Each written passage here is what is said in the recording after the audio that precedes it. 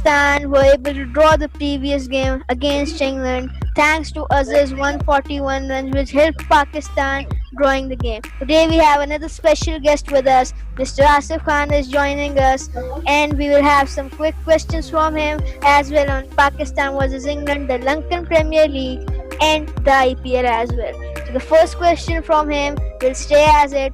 What do you think about this series and what do you take out of this series, the negativities, the positivities to take out of this series against England?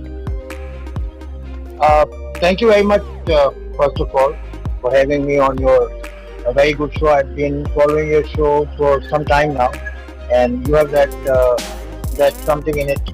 You can go some distance. So keep working hard and keep up the good work. And this series, uh, I think there are very few positives in the series. Let me be very honest with you, Suhail, because this is after 10 years that we have lost a series in England. Otherwise, we have been drawing series ever since that 2010 series. It was a disaster anyway because of a multiple accounts. One was the performance of Pakistan, and the other thing is one of the darkest chapters in Pakistan cricketing history. So the positive that I could take out of this series is Mohammad Rizwan, first behind the wicket as well as in front of the wicket. He has been very impressive, and he was praised by everyone concerned in the media box, in the commentary box, and elsewhere as well. So Rizwan is my positive. The other positive, I'm afraid the other positive, the other positive could be the return of form for Azhar Ali because he was quiet for some time. To be exact, I think after that Champions Trophy, he went for the surgery, and after that, I'm not linking his form with surgery anyway, but ever since he was quiet, and so his return to form is a welcome thing for me. Otherwise, there are negatives. One was because of the COVID situation, the players were confined. Second, I believe the combination was not up to the mark, which was later admitted by the bowling coaches as well, because they said that Pakistan's bowling unit was not experienced. So why wasn't it experienced?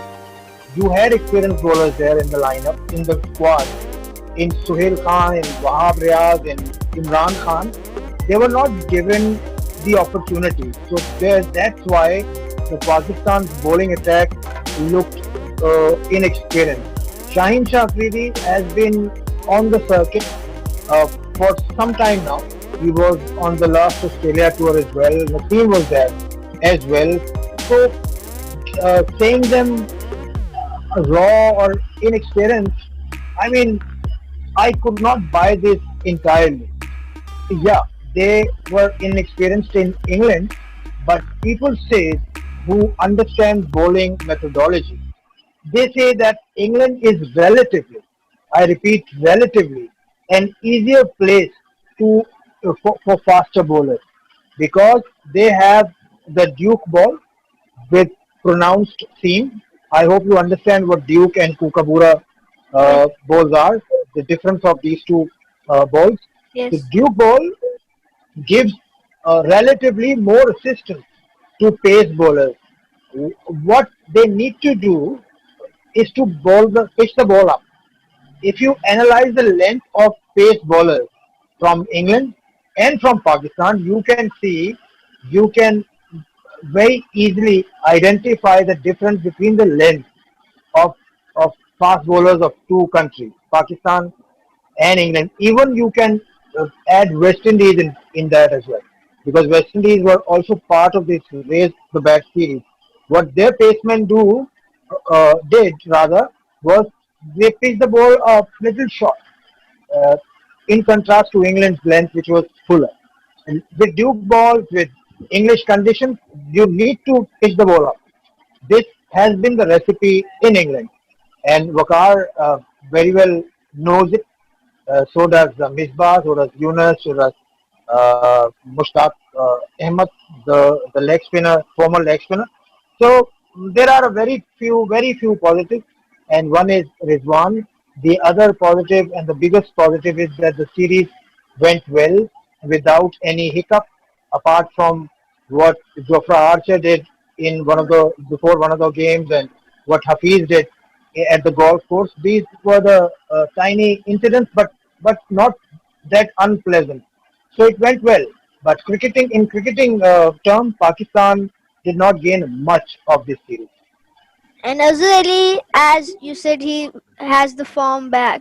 But what I think that he scored 141 runs, and right after that, he another innings gets his 28 out.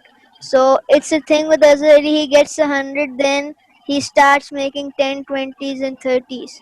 So he needs his consistency. Consistency is the order of the day. Whatever you do in life, not just cricket, not just any other sport, in every aspect of life, one needs consistency. Azhar, I'm not, I'm not pointing fingers at him at the moment, but in the second inning, uh, after scoring 100, I believe that he should have come to open the inning. This is just my thing. Okay? He should have come up the order, and before that second inning, he had all padded up and he was ready to Yes. open the innings as well. But because of that, Bad luck. the umpire called the day off. So the next day he changed his mind. I believe since he was riding good form, so he should have capitalized on that. I think a missed trick sort of a thing. He missed a trick there. Otherwise, yeah, I believe I'm totally in agreement with you that consistency is what we all need from not just Azhar Ali but other top ranked batsmen or bowlers of Pakistan as well.